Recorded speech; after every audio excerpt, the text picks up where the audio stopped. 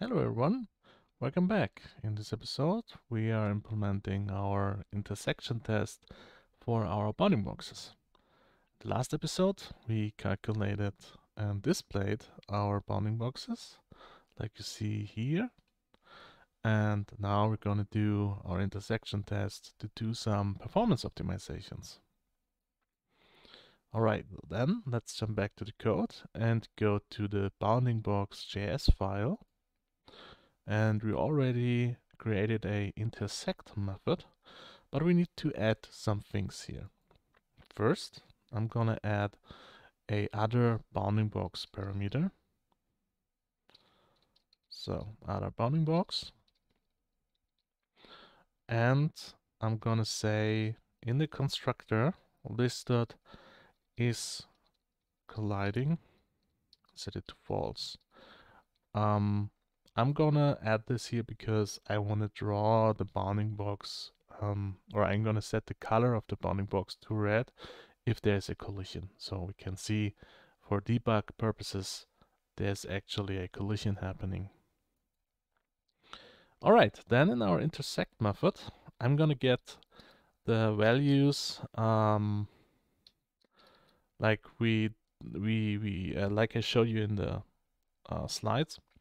I'm gonna get the left x from this dot top left dot x. I'm gonna get the right x, this dot bottom right. Then I'm gonna get the top y.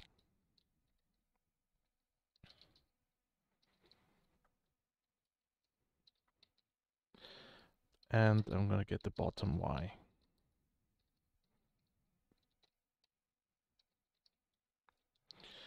Okay, then I'm gonna do the same thing for the other bounding box. So other left x is equal to other bounding box top left dot x. Then other right x. Oh, I made a spelling mistake here. Left and right x. So other bounding box, bottom right dot x, then other top y, so other bounding box, top left dot y, and other bottom y is the other bounding box dot bottom right dot y. Okay, I think that's right. Let me check. Yeah, looks good. And then we're gonna do our intersection test. So first, for the x-axis, intersect x is equal to, we say other right x is greater than left x. I also spelled it with xy. Okay, I guess the rest of the variables is right. Good.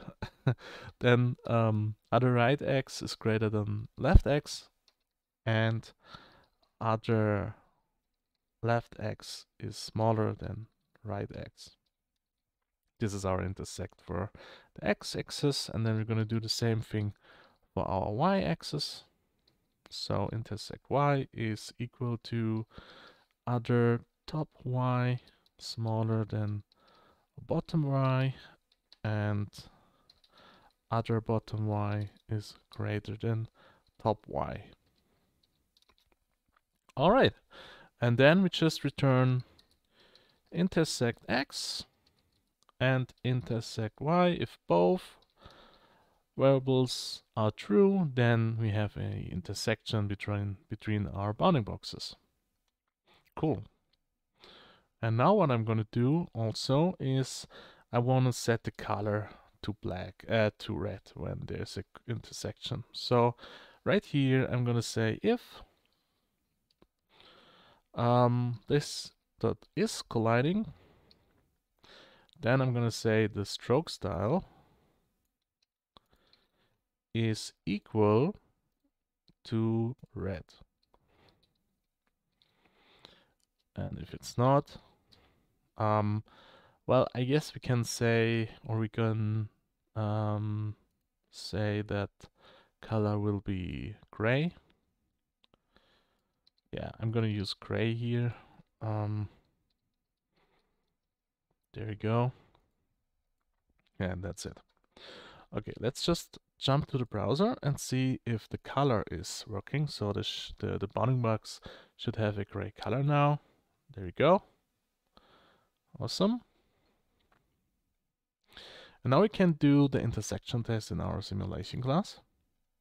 So let's jump back to the code and go to the simulation. All right. And right after the check for I and Y, we're saying let is colliding. We're gonna say Richie A dot shape, or we're gonna use get shape. Then we say bounding box. I think I just need to check if I did that right. Yes, bounding box. All right. Good, good. Intersect. Gonna call the intersect method on the bounding box. This one. And then we say Richie B dot get shape dot bounding box. All right, and this is checking for our collision between our bounding box. I think I can say is colliding bounding box. This is probably better to understand. And then if there is no collision between our bounding boxes, so then we can say continue. So don't check for collision. All right. And if there is a collision, then I'm gonna say Richie A dot get shape dot bounding box dot is colliding. Actually, we can do this in our colliding method too, in our intersection method. But I'm gonna set it like here. So is colliding.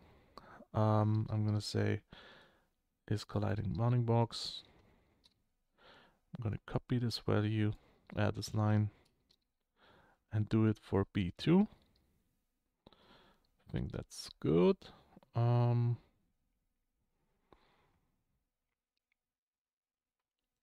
Yeah, and I need to copy this and set it right there, because our variables were not defined at the bottom. All right. And I also forgot, I also want to draw the collision manifold. There we go. All right, then let's jump back to the code and see how if it works. All right, this is working. Though this rectangle, right, yeah. Okay, the color is not resetted, or the collision is not resetted. All right, then we need to check, or we need to set this value to false again. And I think, where can I do that? Right. I think we can do this in the update method too. So you can see here our update method. We're gonna say right there, this dot rigid bodies, y dot get shape, bounding box that is colliding, and set it to false. And then we can go back to our web browser, refresh, and then we should see if there's a collision. And this looks pretty good. Awesome. Also, you can see our wall here is red too, because there is a collision check between our bounding boxes, even though it's a kinematic object. This is an optimization we can do later. But yeah. All right. Yeah, I think that's it for this episode. In the next episode, I'm gonna create a small stress test. We're gonna do a pyramid of rectangles. We're gonna stack them, and we're gonna see how much FPS we get from using our bounding boxes versus without bounding boxes. All right, then see you there, and have a nice day.